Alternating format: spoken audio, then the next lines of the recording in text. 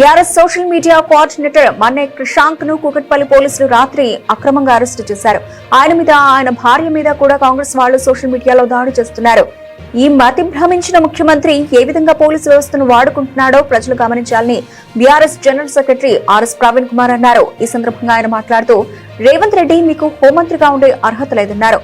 రాష్ట్ర భద్రత కోసం సీక్రెట్ గా పెట్టాల్సిన విషయాలన్నీ రేవంత్ రెడ్డి బయటపెట్టేశాడని ఆరోపించారు. ప్రభుత్వ అక్రమాలను అన్ని ఆధారాలతో తెలుగు స్క్రైబ్ సంస్థ బయటపెట్టింది. ఇలాంటి సంస్థను తట్టుకోలేక యుఏపీఏ అనే యాంటీ టెర్రరిజం చట్టం ద్వారా అక్రమ కేసులు పెడుతున్నారని మండిపడ్డారు.